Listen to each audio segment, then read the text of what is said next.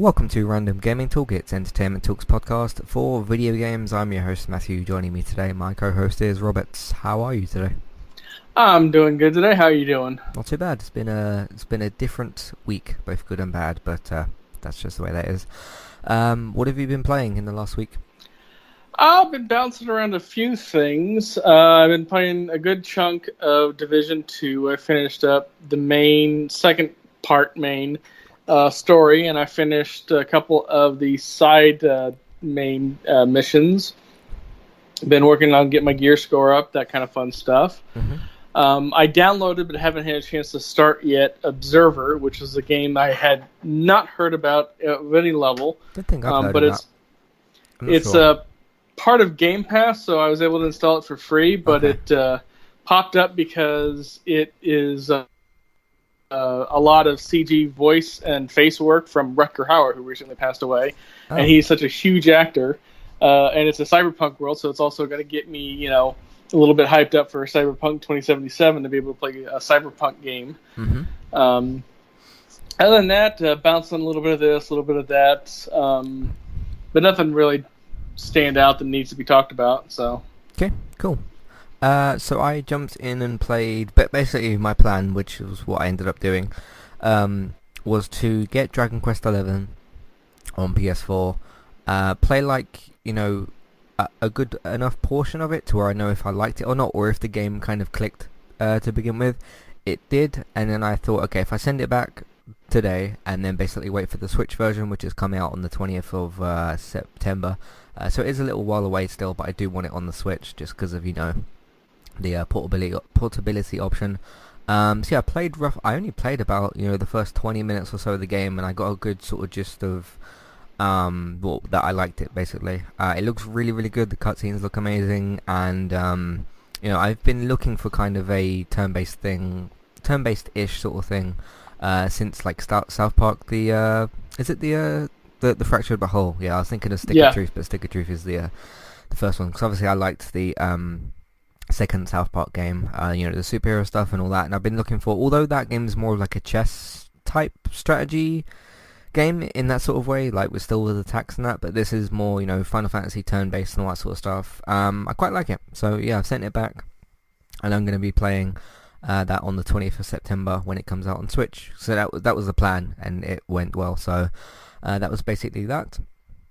I've been playing Apex Construct, which I remember describing the game last week on the podcast and saying that I had got it, but I hadn't played any of it. I think I've almost finished it. It's hard to tell. It seems like the plot is kind of coming to an end. It's a relatively shortish game, I would say between like 4 and 8 hours-ish. It depends how much you get stuck and that sort of stuff. But yeah, it's got these first-person bow and arrow mechanics, which is really, really good. It's got this interesting sort of... did you see... How much of Lost did you see? I mean, I've seen all the seasons. I haven't seen it in a long time, but I've seen all the seasons. Right. This isn't a spoiler in any way, shape or form, really. The type of computer that they had in the hatch, that old style of, like, computer. Well, Apex Construct has basically got a bunch of those sort of computers in it, and you sort of have to use, like, the old style of menus to navigate things, so it's a little bit more, like, challenging in that kind of way. It's got a bunch of those in there, which is, like, really kind of interesting to use, and it's also got these, like, big machines you need to put codes in. The interesting thing about typing and stuff in this game is you put your bow and arrow away, and you have the two hands, and obviously you control those with the left and the right move controller, so with your actual hands, but while holding controllers. And then as you move your hands closer towards any of the keyboards, your character will sort of make it so that he's got two fingers out, basically, so he's ready to sort of type. And then that kind of, I don't know, just makes it a bit more interesting way to type, and it's sort of what they had to do with the game. It's also got these, it's got like a teleport movement sort of mechanic where you'll press and hold square on the left move controller, and it will have like a blue thing, like a blue circle thing of where you're going to go, and I found that really, really easy to sort of get used to. And then there's also on the right move controller, you can just simply turn around or turn 180 degrees with buttons and that sort of stuff. So yeah, the movement's really great, and it's a really great game. It's just let down a little bit when you get when basically you're looking for a code on a computer or something and you can't find it. That's where the game kind of slows down. But really enjoyed all the combat and everything, so that's been really great.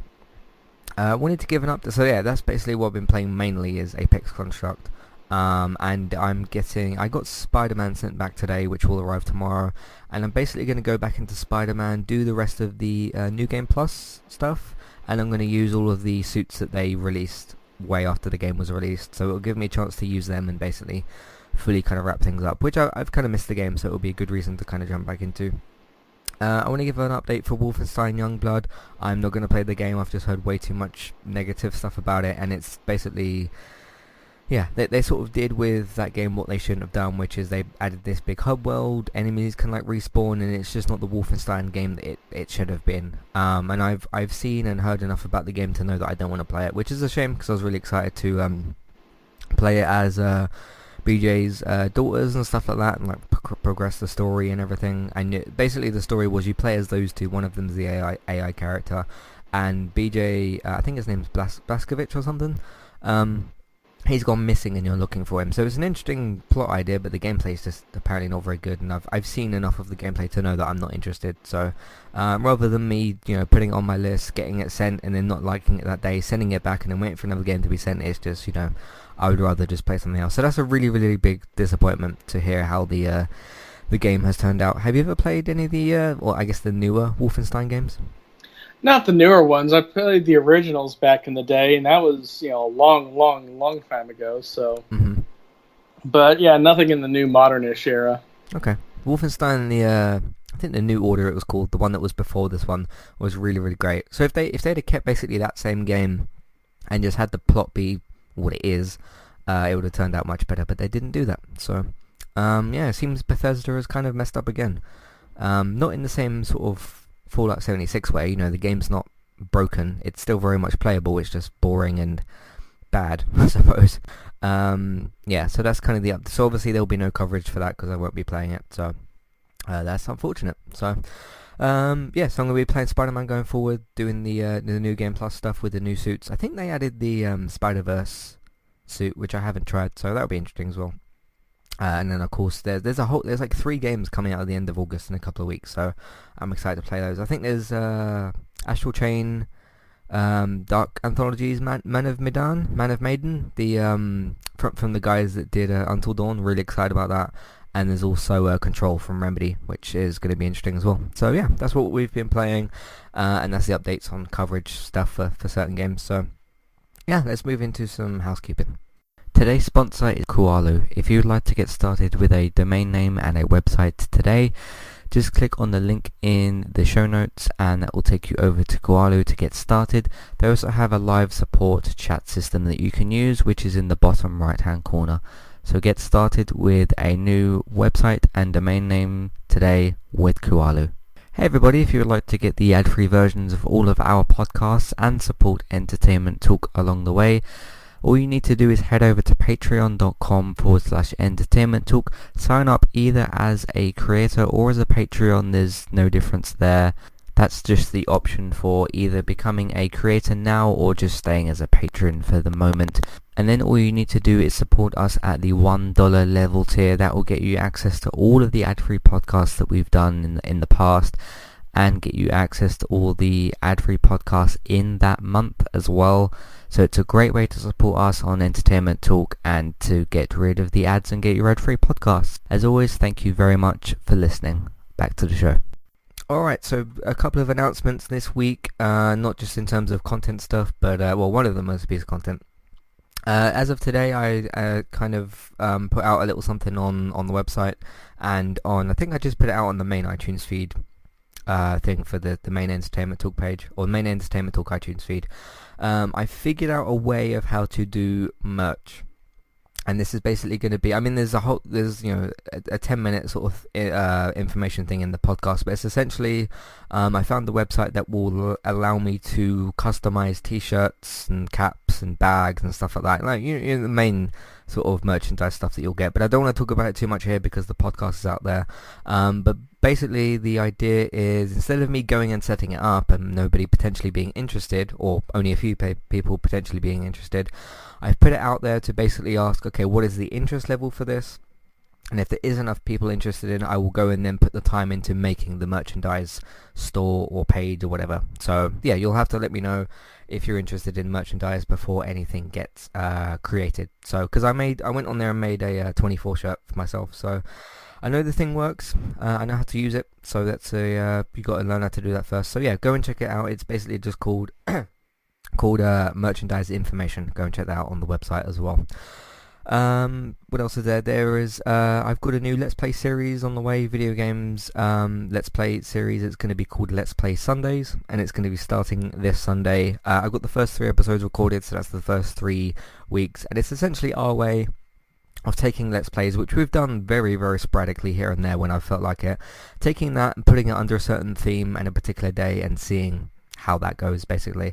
And it's going to be sort of a 10 to 30 minute Let's Play of what I'm currently playing, but trying to avoid anything obviously too spoilery, because I don't want to spoil you guys on any games. So there's that. The other announcement was I'm going to be doing some scripted video game reviews. I've put the first one out there, the first of 3 excuse me, that have been recorded. And the first one's for Crash Team Racing Nitro Fueled, which we'll get into here in a bit in some microtransaction news. But yes, essentially where I write a review and sort of do it in a scripted way. Of course, if you guys don't like any of this sort of stuff, you will have to let me know so I can change things and that sort of stuff. That's where feedback comes in. So yeah, go and listen to the Crash Team Racing Nitro Fueled review, and obviously it's for a kart game, so there's no spoilers in there. And there'll be a couple of others on the way within the next week or so go listen to those. And the third announcement, it is now on iTunes. I'll be covering the season of American Horror Story, which is the first FX show that we'll probably be doing. It's on FX and Fox. It's going to be starting, I think it's the 7th, it's some point later in September.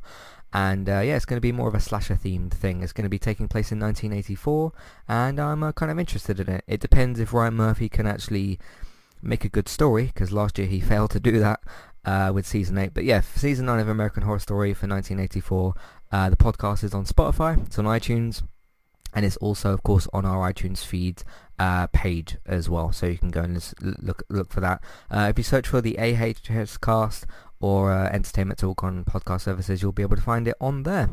iZombie, of course, last week we reviewed the penultimate episode for the series, and today after this podcast we'll be covering the series finale, so that will be for season 5 episode 13. So there's that as well. Let me scroll down a couple of Let's Plays. I'll just quickly list them off here. Brother Team PSVR, Carnival Games Let's Play for PSVR, and what was the other one? Apex Contract. There is a Let's Play out there for that as well. And then the last couple of things, I cut out a segment last week, you probably remember it, Robert. We took a good laugh at video games, specifically the awful Super Mario Brothers film that I saw a couple of minutes of or whatever.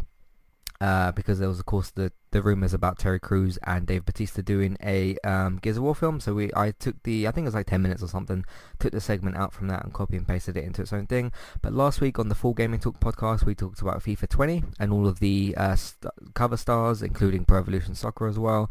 We talked about Epic Games and a whole bunch of other stuff. And that is what has been happening on entertainmenttalk.org and on podcast platforms. Let's move into some news.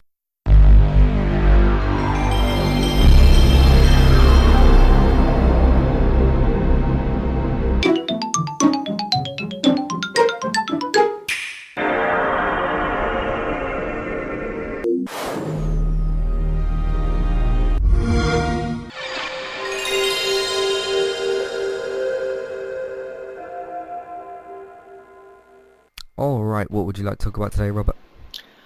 Well, first off is the big get for people that have a Switch. Daybreak Games announced that DC Universe Online is now live and free to play on the Switch. One of the few MMOs available on the console. DC Universe Online comes with 30 episodes of content.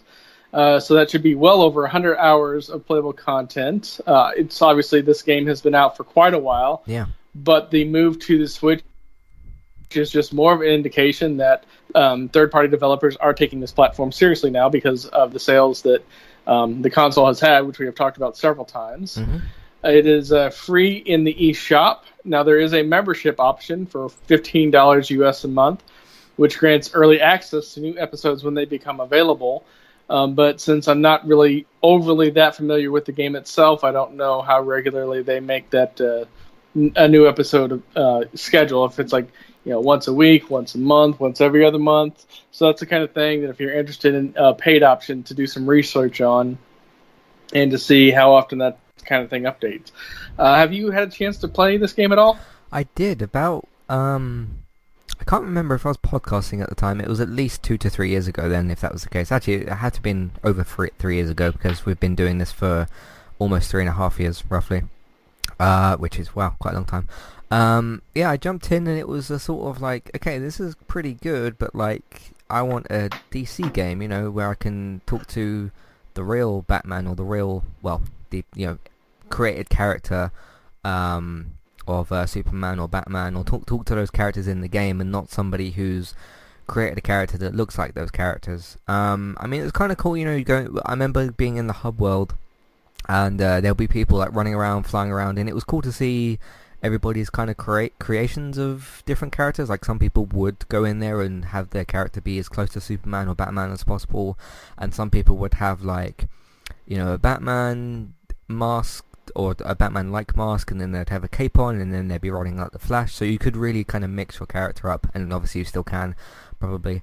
Yeah, I got in there, and it was just like the gameplay was fairly decent and everything. I remember, I think I made, I gave him a bow and arrow, and then I gave him super speed. So he was a kind of a combination of the Flash and Arrow at the time. But yeah, it was just a case of there was no like proper story in there that I wanted. There was nothing like driving me to actually like do the things that the game was trying to get me to do. Like I could go and do missions with my character and stuff, but it was just completely random characters. So yeah, how about you? Have you got any experience with it? I know I've watched the intro trailer to it because I was curious when the game came really out. Good. Yeah. Yeah, that was a great intro sequence rather. Yeah. But past that, I know I downloaded it at some point because when I go into my settings on my Xbox, where I go into the store and it shows games that I owe, it does show up there. So I know I did download it at some point, but I don't remember ever playing it. Mm-hmm. Yeah, I mean it's cool that it's coming to the Switch. Obviously, portable option. It's great and everything. Yeah, and it's free, yeah. and it's out now, so you don't have to wait for it. Yeah, you can go and you can continue to listen to the podcast and download the game at the same time. Although you can't listen to the podcast on the Switch because I don't believe they have iTunes or Spotify. Anyway, yeah, so it's great for that and everything. And I saw Greg Miller, who said he was jumping back in. But I'm just gonna wait for the next DC game, whatever that's gonna be. Because I know that I'll only go in there and play for like a couple of hours and then just drop out again. So, yeah, I mean the next big kind of superhero game, other than the next big one's probably the Avengers game from Square Enix. I can't think of another one that's out before that. No, and that's out May something. So it's gonna be a little while before the next thing is out. But yeah, have to wait and see. But yeah, I don't know, it's interesting and it's good that it's come to the Switch. So it's definitely not a bad game. I just wasn't driven to continue playing it because there was just nothing particularly compelling for me to do. So, alright, cool. What else do you want to talk about today? Well, this is a story to always check your attic and closets and everything for anything. A man by the name of Scott Amos was cleaning out the attic of his childhood home and discovered a sealed, still in the bag with the receipt dated December 8th, 1988 copy of the NES classic Kid Icarus. He assumed that it was a Christmas gift that his mom must have purchased and then either lost or forgot about. And so he went online to see if it had any kind of value, and shocked that it was considered one of the rarest games in an unopened factory sealed condition, with less than 10 having known to exist up until he found number 11. So he put it up for public auctions at Heritage Auction Site, and the auction closed last Thursday for $9,000 US. So that's quite a payday. Yeah. I mean, the only kind of thing like that that's even remotely similar is I do have a bunch of, I think it's a Deadpool series a maybe a Spider-Man series or something. Back when I was reading comics a little bit more, and it wasn't just The Walking Dead. I have got a few #1 comics sitting around, and I know that keep those for as long as possible and then sell those. But other than that, like in terms of older video game stuff, I mean, I've probably got some PS1 games in the loft. We call it the loft over here. But yeah, they're not like they're far from sealed or or anything like that. It kind of makes me wonder, like, okay, he had this game since, would you say 1988 is the year that you gave? Yeah, the original How? purchase date was 1988, which is when the game came out. It actually Hmm. technically released in 87, so she probably bought it either January like for sale. the Christmas. Yeah. Well, no, it says December, Okay. so she must have bought it like the year after, and for Yeah. whatever reason, it was still on the shelf. Yeah. Well, he never played it, so. Hmm. Yeah. Yeah. That was kind of my one question: is how come the guy didn't actually play it? But these things happen. How about you? Have you got anything like that? I've had not new factory sealed in box, but I did have some classic games that I was just kind of hanging on to, and then they disappeared in one of the moves, which is not that unexpected. Mm-hmm. So they're probably out there somewhere. I just have no idea where they're at. Yep. So keep your valuable stuff around, and then in 20 years they might be worth something. So like the comics I've got, and they're not sealed unfortunately either, but they're still in pretty good condition. So, but I understand the whole mint condition thing is much more valuable. So we'll see what happens when I'm like 45. So Hmm. we'll see what happens. Cool. What else do you want to talk about? Well, the Gears of War 5 is coming out pretty soon, and Microsoft has shown the first images of the exclusive console that you can get for it. Well, not the exclusive, but the limited edition themed console. Yep. And this is actually a 1X, not a 1S. So we're just we're less than a year away. Well, I guess a little more than a year away from whatever the next Xbox iteration Right. becomes. Scarlet We're finally thing, starting yeah. Scarlet. Yeah, we're finally starting to get branded 1X consoles. Now, this thing, I don't know if you've seen the images or not, but this thing looks very, very cool. It is a dark translucent casing and a laser etched cracks to mimic the frozen body of water with breaks in the ice. Snowy white texture dusted across it. And like I said, this is the first Xbox One release since Project Scorpio model back in 2017. If you buy the limited edition bundle kit, which is at the base price for $4.99 US, you also get a custom Kate Diaz inspired wireless Xbox One controller. Obviously, it comes with digital codes for Gears 5 and the original Gears of War downloads for Gears of War 2 through 4. But if you're a Game Pass or Game Pass Ultimate, then you've already got that. And if you've been a Gold member for a while, those have all been free games with Gold for 1 month or another. So you probably already have that anyway, but then you can give it to your friends. Mm-hmm. Yeah, and Gears of War 4 is, I can't remember which date, we said it last week, but Gears of War 4 is this month, so that will add to your collection. Yeah, and if you just want the controller, which also looks super, super cool, they will be selling that separately for $75 US, and there is a separate, not included with either bundle, Kate Diaz Xbox Pro charging stand from Controller Gear for $50, which also looks pretty cool if you just want like a new charging stand. But still, I'm glad they're finally starting to get into the branded 1Xs, but they should have been doing this like a year ago. Yeah, probably, seeing as the new console's about a year and a half away, which, is still a year and a half, but that time will soon go.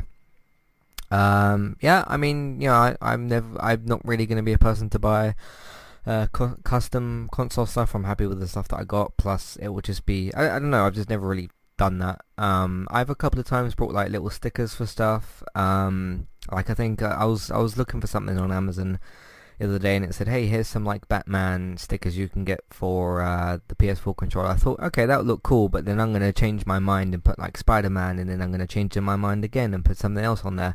So it's better for me to kind of just stick to the plain stuff, which still looks great. Um, Yeah, and you can get specially looking PS4 controllers. Like the GameStop near me was having a sale, and so I bought one that was like kind of an ice blue digital camo thing, and it was like $30, and I was like, yeah, I'm all over that. And so I own the one that came with the console when I traded for it, and then that second one, and then I just rotate between the two. When one battery goes dead, it goes on the charger, and then I use the other one. Yep. I just have a lead, and I'm close enough to the TV. I can just plug the controllers in.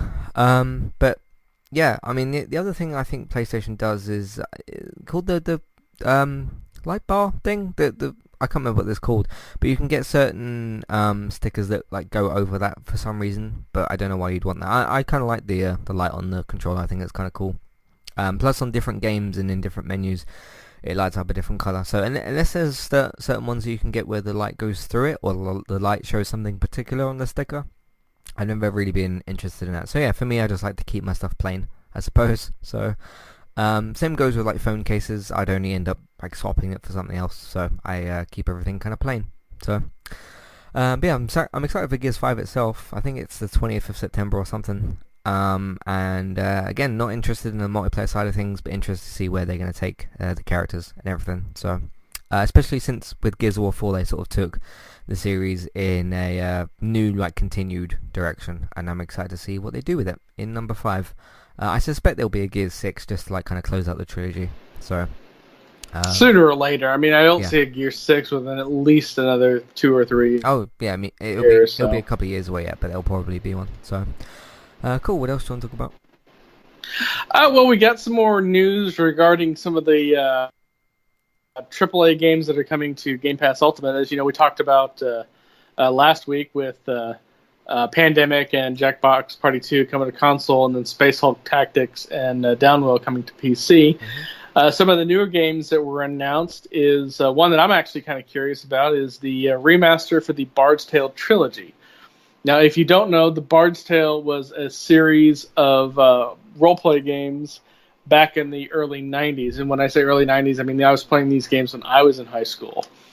And I still have clear memories of playing the original Bard's Tale because at the time, a friend of mine actually had to come over and use my computers to get past a certain point because there's a quest that you go on to where you have to fight 400 monsters. And at the time, his computer didn't have enough RAM to actually process that game. Oh. And so he had to come over and use mine because my computer had 640K of RAM. You know, half a meg. Not half a gig, half a meg of RAM. And you needed that much to just run that fight. Not even to run the game, just to run that fight. So he had to come over, load up his copy on his floppy disks, play that game, get past that fight, save it, and then be done with it. And then, so yeah, this goes back to when you had to buy graph paper and make your own maps. You basically had to make your own quest notes, your quest logs, all that other stuff that it's done in maps now, you had to do basically with your own paperwork. Plus, this is the remaster that came out for the Xbox 360, so I'm curious to see how that translates from the really... I mean, this is like EGA graphics. I mean, this is like before VGA, which is, I mean, like what... I doubt if you even remember VGA. You probably started like with the original Xbox. Like if you remember the original Xbox, EGA is about 3 or 4 graphical steps below that. It's somewhere between 16-bit and 32-bit graphics. So that really kind of dates it. Yeah. I mean, my first entry to consoles was like basically the PS1, the GameCube, and the PS2, and then the Xbox 360, and then things from there. So around like the 2006 to 10 era. I mean, that's when I was, that's when I was in that high school period and playing games and stuff like that. And then Call of Duty came out, and then that's all the guys ever talked about was football and Call of Duty. Yeah. And obviously Halo as well. So it was pretty much when it was like Xbox versus PlayStation, and like, oh, you guys don't have Halo, so you suck. But like, oh, you don't have Uncharted, so you suck. And now that was pretty much the gist of that. Which, hey, they're still the same. PlayStation still own Uncharted, and Xbox still owns Halo. So, but none of us go to the high school anymore because it's been it's almost 10 years. This would, if I'd have gone, it would have been my 25th year. Yeah. Oh, okay. It's so weird to think about. And then the other game that got announced is Blair Witch. which we both were when we were doing the E3 stuff. We saw that, and it's just like, wow, they actually made a Blair Witch game. So yeah, that'll be on Game Pass on August 30th. For the Bard's Tale, it'll be August 13th, which will be next week sometime. And then the Bard's Tale 4 will be August 27th. So if you have any curiosity about some of those older games, Game Pass is just showing more and more of why it has a value. So yeah, in terms of Blair Witch, I've been watching a couple of found footage films. I just like that kind of style of film. It's like you have to force. You can't like film a scene normally. It has to be a character or a camera that's in the corner of a particular room, and it has to follow that throughout the whole thing. I was a big fan of the Paranormal Activity films. I know some people hate them, some people think they're terrible. I think some of those films are terrible. I think some of them are pretty good. The three that I checked out was Creep 1 and 2, which are on Netflix in the UK, and The Borderlands, which, to make a quick connection to Blair Witch, I was watching Jim Sterling's video on Blair Witch, and he started talking about found footage films, obviously, because Blair Witch is a found footage film as well, and he recommended The Borderlands, which is a kind of good film with like a crazy ending. So yeah, in terms of found footage games, I've not really experienced any of those before. I don't think any of the old, because there's been, wasn't there 2 modern day Blair Witch films? One of them was terrible, one of them was actually pretty good, and then there was the old one from a little bit further back in the day. See, that I don't know, because I'm not much of a horror film itself in general, and I've never been a fan of the found film footage. Okay. I mean, I'm not going to crap on their success. I mean, Blair Witch pretty much threw a monkey wrench into what was considered established genealogy and progression for making a movie, because this is basically a couple 3 college students that scraped together just an infinitesimal amount of cash and made just a blockbuster out of it, which almost never happens to begin with. Yeah. And this is like, for the most part, pre-modern internet days, so it's even less likely to happen then. And they rocked it, and so I give them props for that. It's just not a style that I really care about watching. Is it something particular about the found footage aspect, or something to do with something else?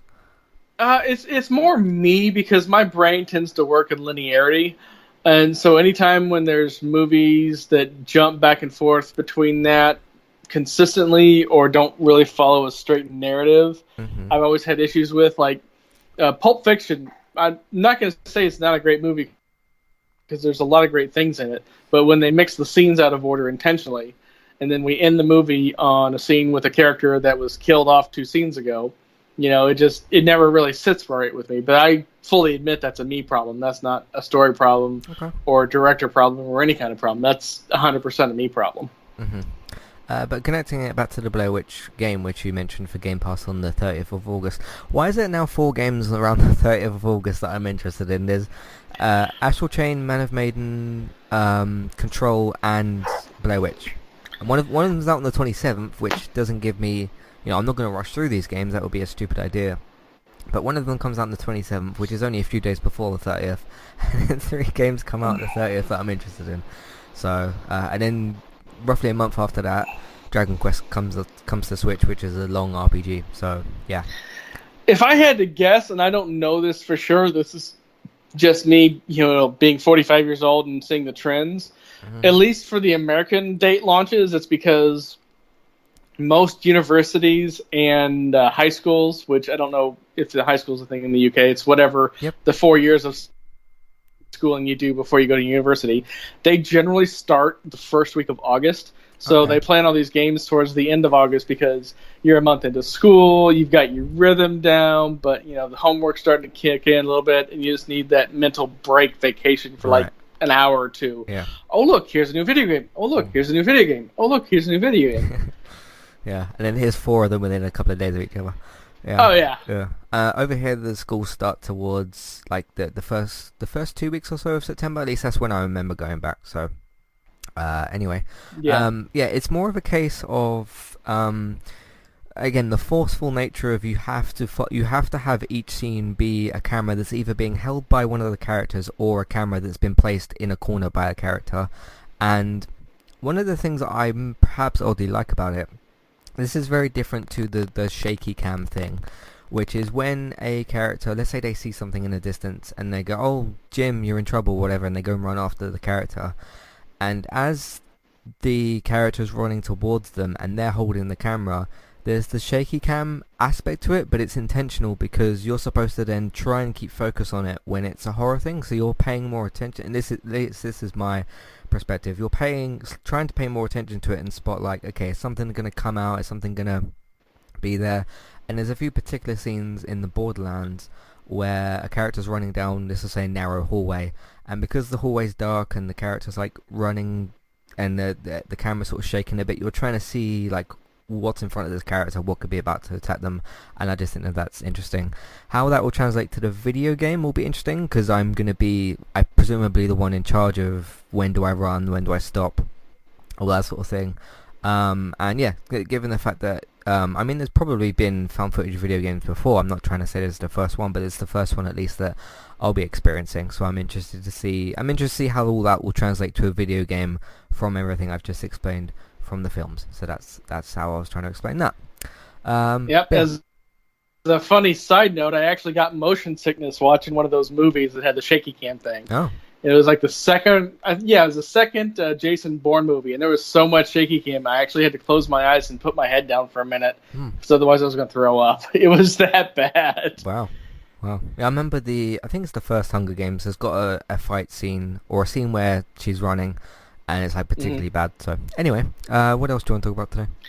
Well, the last thing that I have to talk about, and boy, was this an earthquake bomb that went off. Last week, Ninja announced that he was jumping platforms from Twitch to Mixer. Now, this isn't the first big name to jump platforms. We talked a month or two ago about PewDiePie jumping over to DLive. I don't remember that, but yeah. Yeah, this was like 2 months ago, because remember I mentioned that the DLive, I remember it now. Yeah. All their money does cryptocurrency, and he was giving away like $50,000 of crypto to people that were streaming when he was streaming at the same time. He was just going to jump into random channels and just start dropping money. But this is a huge thing. He signed an exclusive contract. Nobody knows the numbers yet. Kind of the estimated guesses is that the general consensus is it's going to be a 3-year contract, because you don't want to sign for too long, because too much in esports has changed, and you don't know, 3 years into it if Mixer will even still be around. I don't see any reason why they wouldn't be, because this isn't like, just a random company. Microsoft owns Mixer. Right. They bought Beam a couple of years ago and then rebranded it as Mixer. And I've heard crazy numbers thrown out. I've heard like $2 million a year. I've heard $10 million a year. Don't know, but it is a huge thing.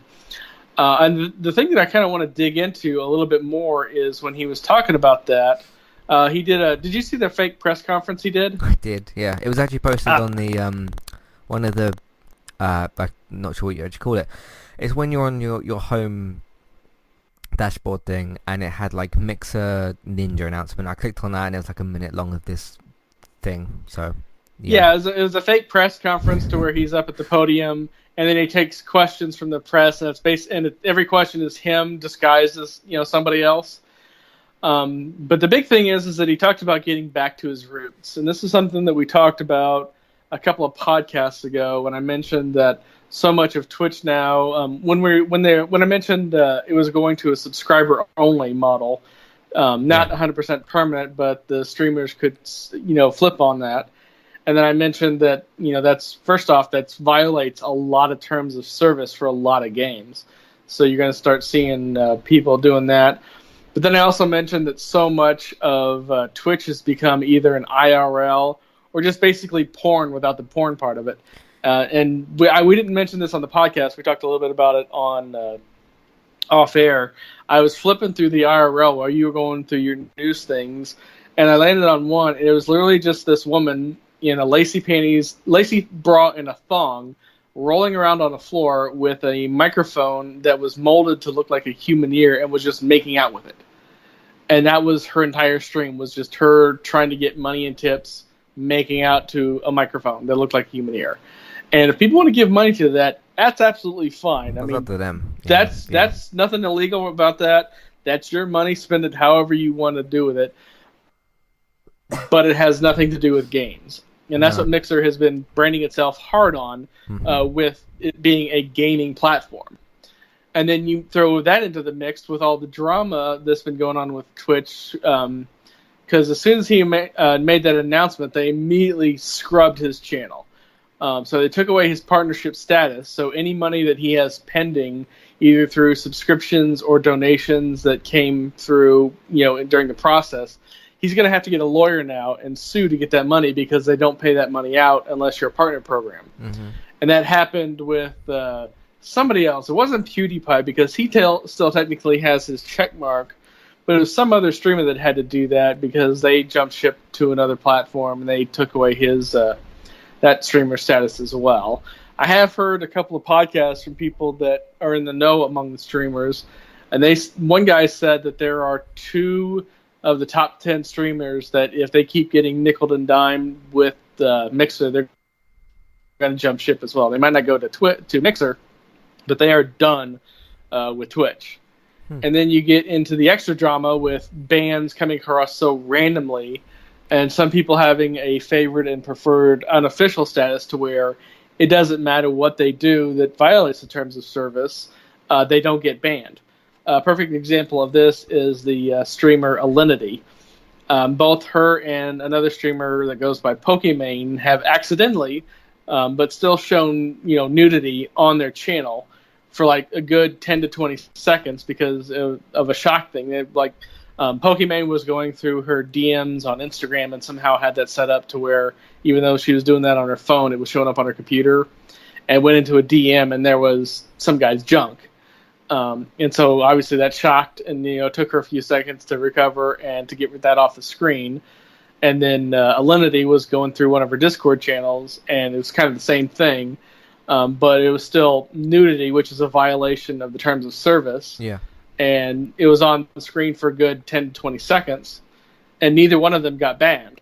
But XQC got retroactively banned for nudity from something he showed 2 months ago. And apparently there's this thing to where it's called badly animated porn, and they basically take a porn scene and then just use like MS Paint or some other crappy drawing just to cover it up, so it looks like they're doing something else, even though you clearly know what they're doing. Okay. And somebody scrubbed that video and went through it frame by frame and found a single frame to where it wasn't animated and you could see it, but it was still a single frame. And then XQC got a 3-day ban from it. And then when he made that announcement about getting that ban, his community went up in arms about it, and they immediately reversed the ban. But then you go back to Alinity, to where she was streaming something, and her cat gets in her lap, and she takes her cat and literally throws it over her head, which is animal abuse, but she doesn't get banned for that either. And so you're getting so much hype on this, and so much beef on this, and so much just drama from this, from bans being not applied to being applied retroactively to all this. A lot of people are saying, what the hell am I doing on Twitch? Because now we've got some other viable options, and granted, the 10 million active users on Mixer is nothing compared to the 100 million active users on Twitch. But then again, Mixer has only really been a viable option for about 6 to 8 months, whereas Twitch launched over 5 years ago. And if you get 1 or 2 more big names to jump ship, not even to Mixer, but just to jump ship, and things could go south quickly for Twitch. Yeah, they would have to change things, certainly, especially after losing someone like Ninja. This is almost reminding me of like football stuff, where like, hey, we're gonna Mixer's essentially signed Ninja, and it's interesting with bringing transfer windows up, because the transfer window deadline is tomorrow, and Man United need to sign somebody. But yeah, that's kind of what it's like. Is Ninja has essentially either got fed up with Twitch or hasn't liked them or whatever, and then has moved to, in a football sense, moved to another club. And then it sort of seems like with Twitch having these bans either being in place or not being in place, where they should or shouldn't be, a mixture of both. They're in a little bit of trouble. So it's almost like having a bunch of unsettled players on your team. Man United, Paul Pogba, and And yeah, it's just a case of what will sort of happen to them in the future. Where will they go? Who will they sign for? And yeah, it is. It just reminding me of like, this is kind of the equivalent of like, when Ronaldo signs for somebody like Juventus or Real Madrid or something. Ninja signing for Mix. I'm not trying to say that I'm sure Ronaldo's worth more money than Ninja because he's professional footballer and all that. Not to put Ninja down, but there's clearly a difference there. But yeah, that's kind of what it's like. Ninja signing for Mixer is kind of like that. So, and Microsoft were pretty sort of happy to announce it. Again, it's a similar thing of Ronaldo signs for Juventus, and they're happy to sort of announce that or whatever. So, do you see where I'm trying to compare things? Yeah, absolutely. Plus, let's not forget the fact that Microsoft does a lot of things, but they never play to lose. Mm-hmm. And they've got enough money that even if they went something stupid, crazy, like $10 million a year, for 3 years for Ninja, they're not doing that for the sake of doing that. They're doing that because they think they can either get enough of an audience together to come over to try that, or to make that up in terms of people buying memberships and buying Sparks, which is what their equivalent to bits when you cheer for somebody on Twitch. Okay. And if they can get, obviously Ninja's a tier 1, but if they can get a couple 3 tier 2s to jump over as well, they got a fighting chance. Mm-hmm. Yeah. Again, it feels like we're talking about sports, but in a streamer sense. So, well, it is an esports. I mean, we just talked about last week the Fortnite World Finals. Dude in the solo round won $3 million. That's not nothing to sneeze at. That's more than the U.S. Open champ won. Yeah. So, yeah, we'll see what happens. But he's with Mixer at the moment. So, cool. You said that was your last thing to talk about? Yep, that was my last thing. Cool. Well, you brought up Nintendo a little bit ago. And their sales stuff, and we got some more information. I did mean to put this on the podcast last week, but as you saw, the podcast was 90 minutes and we just ran out of time, so that happens occasionally. Nintendo's officially sold over 36 million Nintendo Switch consoles, and Super Mario Maker 2, which just came out on Nintendo Switch, sold over 2.4 million units in just 3 days. Of course, they've probably sold more units since then because it's been over a week since that happened. Yeah, what do you think of Nintendo's and I suppose Mario's success in this situation? I mean, it's always good news for Nintendo because after the Wii U, they needed a big win, and they have gotten a big win. There's no denying that. And with more and more games from third parties coming over, it's obvious that that's going to be a platform to stay. Now, me personally, I'm still hoping that they'll make like a physically larger Switch that'll be a little easier with me to play. So, and specifically with the Joy-Cons, like we've said before. Yeah, so, with the Joy-Cons. Yeah. So yeah, but past that, it's all good. So yeah, I'm happy for them as well. I do enjoy my Nintendo Switch. Don't always get to play on it because I have other consoles to play on as well, and TV shows and video games and other live stuff. So it's not always got time on the Switch, but yeah, I'm excited for Astral Chain, and of course to play Dragon Quest XI, which will be the 30th of August and then the 20th or something of September. So that will be interesting as well. That will be when I'll next properly jump back into a Switch game. But yeah, I really enjoyed Breath of the Wild. I'm looking forward to Link's Awakening, which Boomerang added today to their website.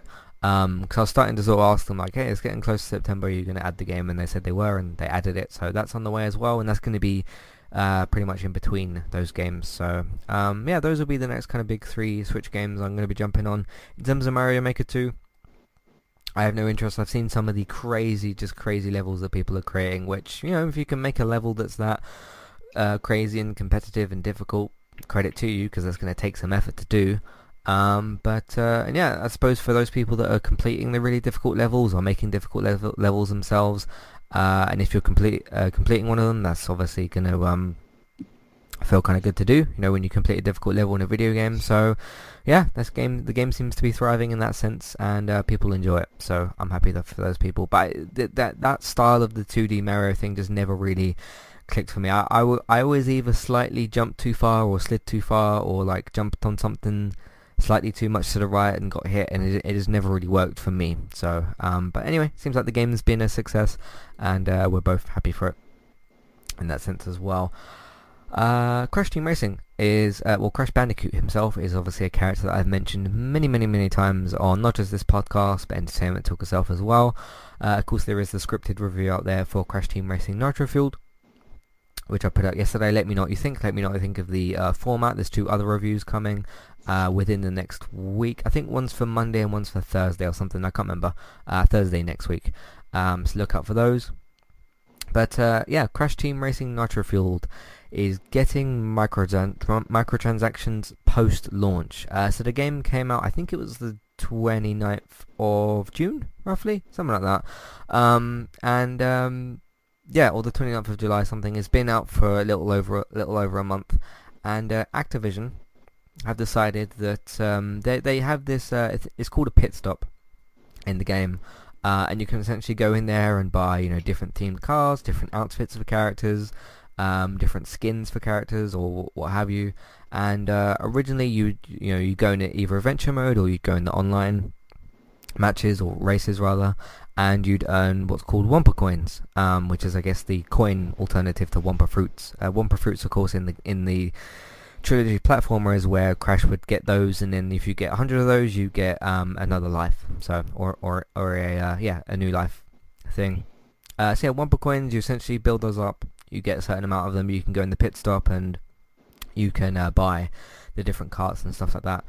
Activision has decided that because people have complained about the grind of getting these Wumpa coins, getting enough to be able to buy these different things, and probably out of greed, quite honestly, that they want to add them to the game so that you can now buy Wumpa coins, and instead of grinding for them, you can. It's not a pay to win because these don't give you any. It's not like a faster car or something like that.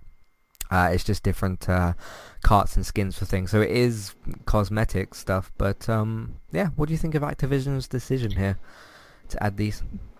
Terribly bad idea. I mean, they could have easily just introduced like boosts or like boost weekends to where you get more if you're playing during a weekend, or they could have just changed the ratio to see what was being purchased and what wasn't, and then just adjust the prices accordingly. Yeah. Or just change what it would take to do that. But this is just not a good decision. So yeah, it's just extra money in their pocket.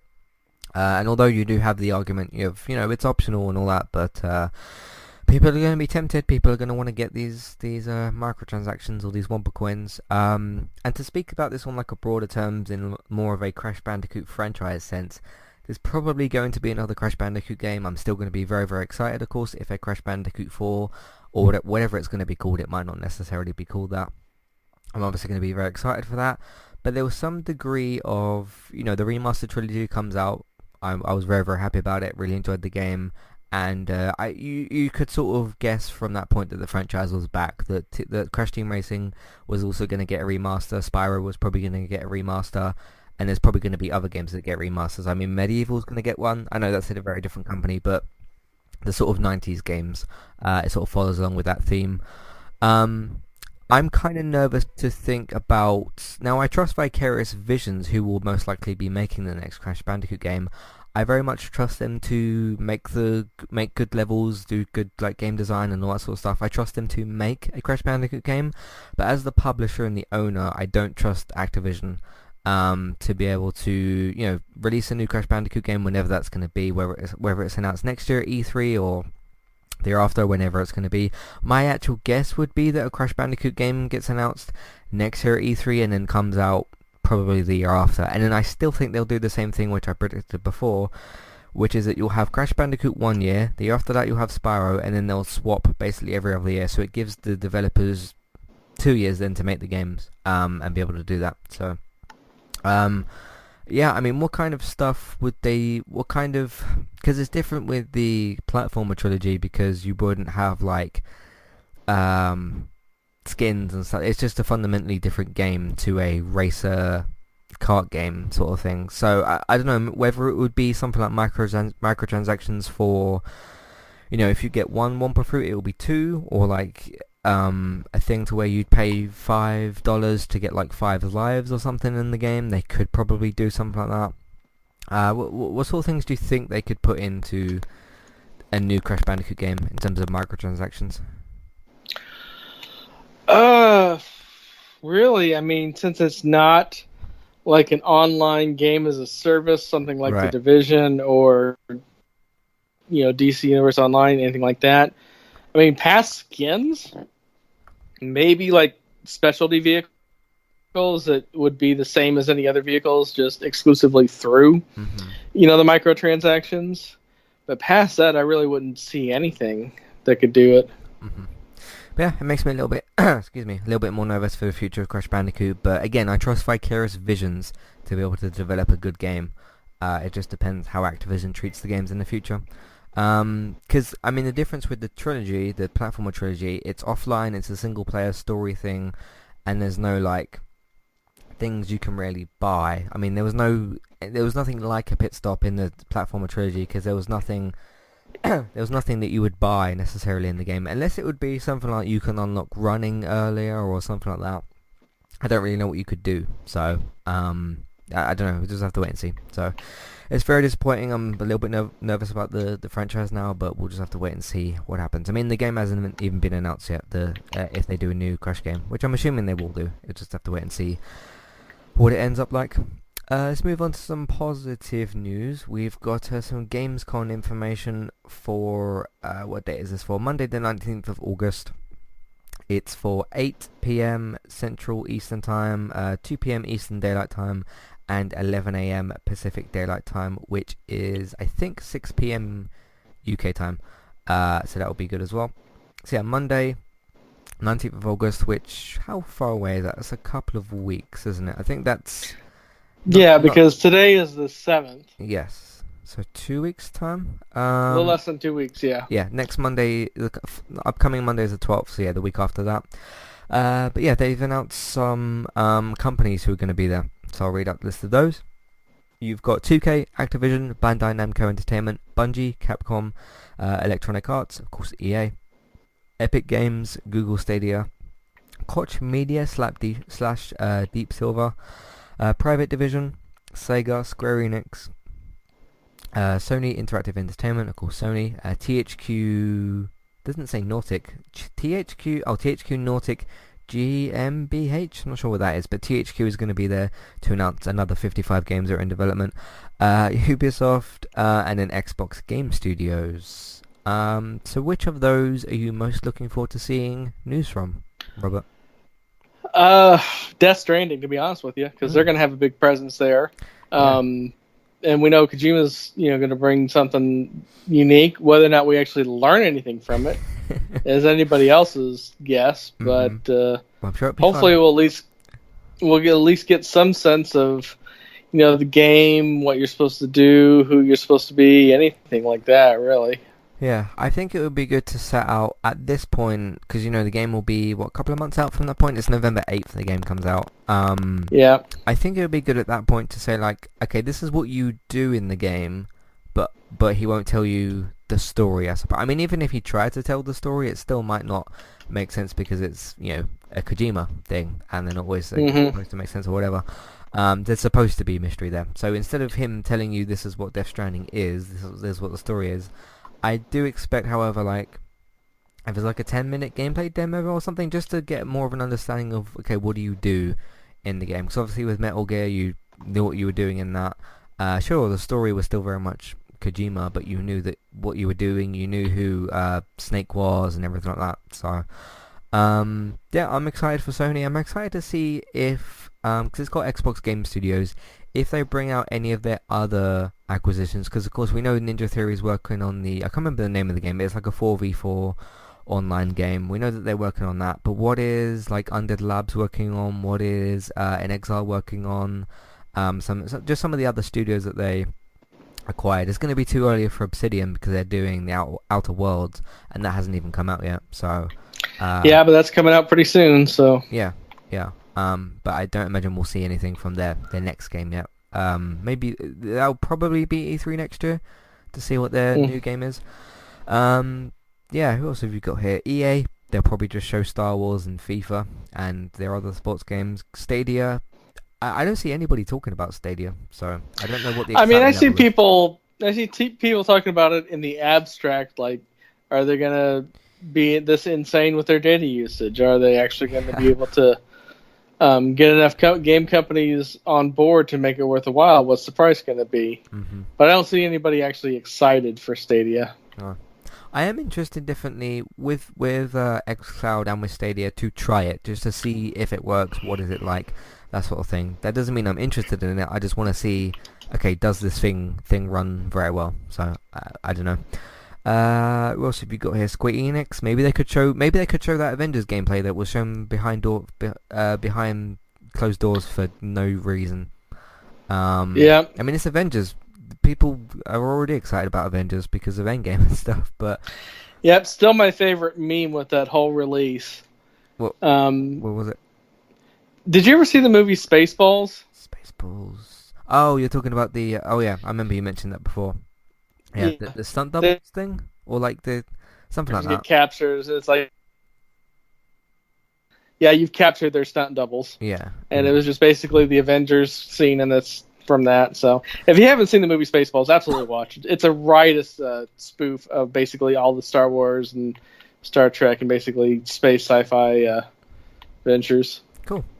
I was going to say, I'm just confused with the reception behind the Avengers game because Square Enix clearly said, like, hey, these aren't going to look like Robert Downey Jr. and Chris Evans and Chris Hemsworth. This is our own take on the game. Yet I still see people saying, like, could they not afford Robert Downey Jr.? Could they not do this and that? They want this to be separate from the MCU, therefore it won't look like Robert Downey Jr. and all that lot, and it's their own... This is separate to that, so I still don't understand why the game's getting critical reception because of that. They've literally come out and explained why they're doing that. So, because it's not supposed to be like a movie tie-in to him and the MCU stuff. This is supposed to be their own universe thing. So, I don't know. Obviously, there's comparisons to be made between, the MCU cast and this cast, but they're supposed to look different. I just don't get what the confusion is behind that. But anyway, who else have you got here? Ubisoft. I don't know what Ubisoft could really show that they didn't show at E3. Because then I doubt they're gonna go there and announce Splinter Cell at Gamescom. If they're ever gonna announce a new Splinter Cell, it would probably be at E3 at their own stage. I don't see why they would do that at Gamescom, but because that's a big announcement. If they announce a new Splinter Cell, maybe they would show some Watch Dogs stuff. Although they showed quite a bit at E3, and there was some behind the press thing that was shown off to people. So they could do something with that, but I don't know. I don't know what Ubisoft could be showing off. Epic Games, I don't know what they might show. Maybe the new Fortnite season. Didn't they start Fortnite season 10? Yeah, season 10 just started last week. Yeah, so they might show that. No reason for them to show that. Yeah, anybody else I'm not as excited with. Activision, they would show Call of Duty, I suppose. And what else do they have? Activision. Call of Duty would be the main thing, obviously, for the rest of their year. Capcom, that's the Resident Evil guys, isn't it? Yeah. I doubt they'll show a new Resident Evil or something. I don't know. So yeah, that's my rough guess of what everybody's gonna kind of do for Gamescom. But I'm excited. I always like these kind of gaming events when companies come out and show off stuff they've been working on. So we'll see. But no Nintendo. Nintendo weren't on that list. Although they did show a lot off at E3, and we know roughly everything that's kind of coming out with them. So there's that. What else have we got here? I have read everything. Alright, we've got 3 emails to finish off the show with. Is it 3 emails? Yeah, 3 emails here.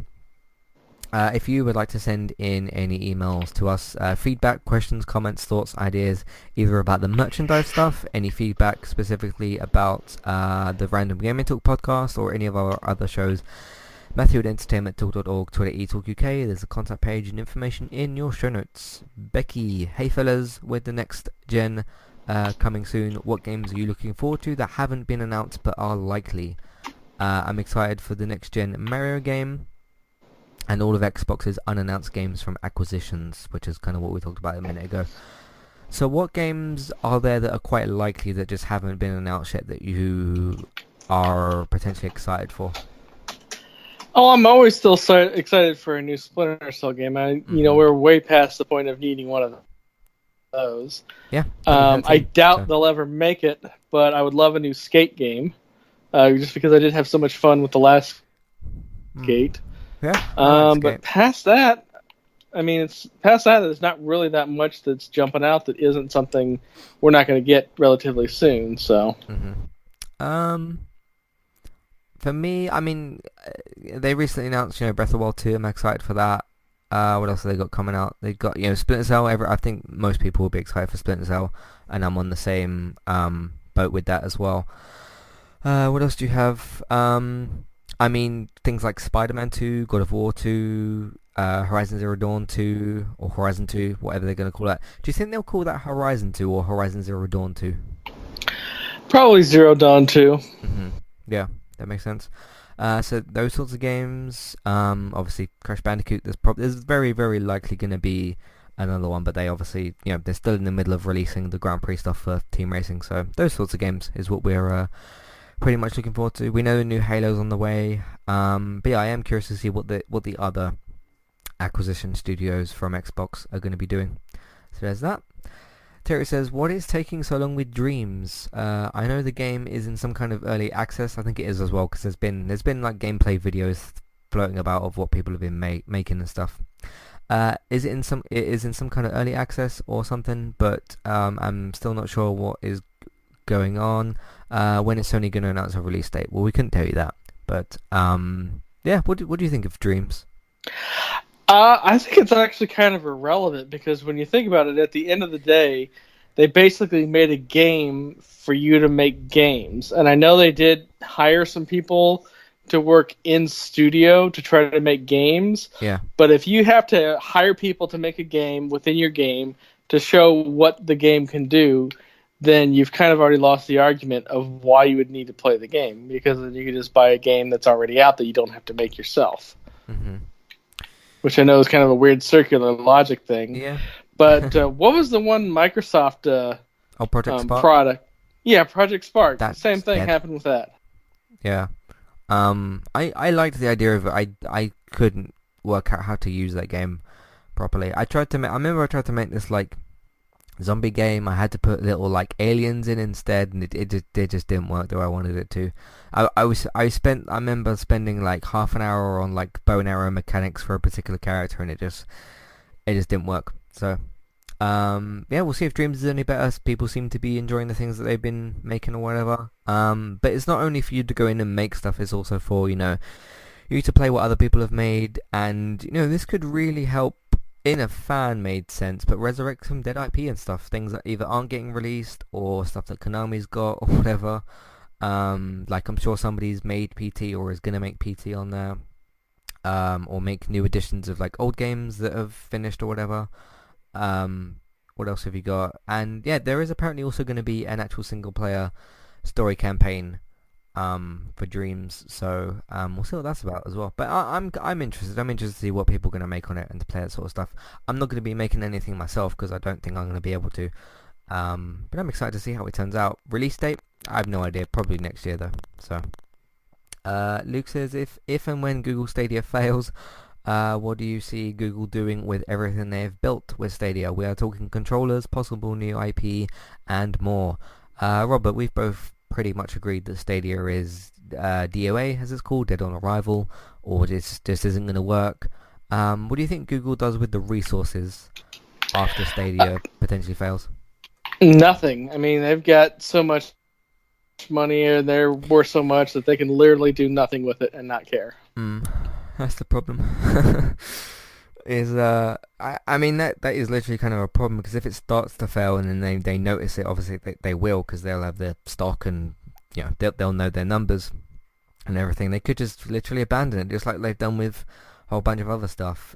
Jim Sterling's done a couple of videos on it as well, on some Google Stadia stuff. He talked about like the idea of the ownership of some of those games because you have the subscription thing and then you can buy certain games on their subscription thing or on their platform, I suppose, and it's all very sort of mixed and whatever. So I mean that's gonna Yep. become I remember a couple remember a couple 3 podcasts ago when we talked about Ouya and that being dead? Yeah. You know what the best-selling game on that Ouya was? I don't know, like Tetris or something? No, it was. You can buy the game on PS4. It's basically a 4-on-4 kind of deathmatch thing to where you're like a 8-bit looking guy and you're shooting arrows at each other. It's like Daggerfall or Towerfall or something like that. Okay. Anyway, it was the best selling game on the Ouya and it sold 4,000 copies. That's it, 4,000 copies. Yeah. And so Ouya is probably just going to be the same thing. I mean, really, when you think about it. Right. Yeah, we'll see what happens with it. But they're in more a position where they could abandon it and probably not take that much of a loss or whatever. So I know confirmed of 2 people that have actually pre-ordered it. One is Greg Miller and one is a guy called Michael Cohen who runs Quiver, an Arrow podcast, the CW show Arrow. Because those 2 guys both specifically tweeted out like, hey, I've pre-ordered Google Stadia. Everyone else has either said I'm gonna get it or might get it or like has just shown no interest. But those are the only 2 people that I can definitely say have like purchased it in some way, shape or form. So you have that. So yeah, I just, like we said a few times before, it's just way too early in terms of streaming and stuff. Do you think xCloud's going to be any better? Because it's essentially the same sort of thing. I mean, it is kind of the same thing. I don't know that it'll be any better, but it basically is not requiring any new hardware, which is going to be the biggest barrier of entry for anybody trying to do that. Is that it doesn't require hardware. It's basically just it's there. I mean, it's a function of something else that you can do, but it's already just there. I do think Microsoft will definitely care more or try to put more effort into xCloud than what Google will with Stadia. Like I think if Stadia starts to fail, Google will obviously just abandon it. I think if xCloud starts to fail, Microsoft will actually try and do something different with it, or try and change it or promote it in a different way. So it just feels like they're trying to do something more serious with it, I suppose. And that is what we've got for you for this episode of Random Gaming Talk. Thank you very much for listening. You can find all the content that we've got on entertainmenttalk.org. Like I said, go and check out the merchandise podcast. Go and check out, well, all the podcasts that we've done on the website. But yes, let me know your interest for merchandise. But let me ask you, Robert, how do you feel about Entertainment Talk merchandise? I love the idea of it. The thing is that with me living here in the States and you basing this out of the UK, yeah, I don't know if it's something that I'm going to be able to buy that I can afford, because I mean, most merchandise shirts are $25 US, and I know if you try to buy it in the UK, there's like more because you got the VAT and all that other fun stuff. Yeah, shipping and stuff. Yeah, and you know, I don't know if it's something that I buy or would want to buy in the UK if I could even really afford it because of that. So. What about just the general idea of us doing merchandise? I love the general idea of it. I'm always a fan of, you know, showing off your fandom to other fans. So yeah, I have a lot of merchandise that I've bought or have been given as gifts just to show off fandom. I have a Doctor Strange T-shirt that's a spoof of Starry Night by Van Gogh. Cool. Yeah. But yeah, like I said, go and check out the podcast that's out there, or if you would, just search for like merchandise on the website or something, it will come up, and let me know what you think, because I explain it much more in there as well. You can support the podcast, of course, by potentially buying merchandise in the future, but the current options for you: Patreon, we're on Patreon as well, Entertainment Talk is on there, we have an Amazon affiliate link, you can shop on Amazon, we'll get a small cut, it won't cost you extra. iTunes feeds, please rate, review and subscribe to those, and of course, like I said, the American Horror Story podcast is out there on iTunes now, so please rate, review and subscribe to that, and join me on what will probably be a crazy adventure for American Horror Story Season 9, knowing Ryan Murphy and everything. We'll see how he handles the slasher side of things, but iTunes, please rate, review and subscribe to the feeds. If you don't review the feed, you can simply rate it, tap on the star rating, that will help us as well. Word of mouth, please tell your friends, family, people that you know about the website and the iTunes feeds. If you see people at work, your friends and family talking about TV shows, video games or films, let them know about entertainmenttalk.org, and then let them know about the iTunes feeds or the Spotify feed or whatever, however they need to be able to consume the content. Social media, you can share them on Facebook, retweet them on Twitter. Put them in different Facebook groups if you're allowed to. Video games, if you want to watch us play different video games, me and David stream on Twitch, Robert streams on Mixer. Look out this Sunday for Let's Play Sunday 7pm UK time, which is 2pm Eastern time and 11am Pacific time. Look out for that on Sunday. The first 3 episodes are ready to go, and they'll be coming out within the next 3 weeks. And yes, let's hope Man United sign somebody tomorrow, otherwise we'll be in big trouble.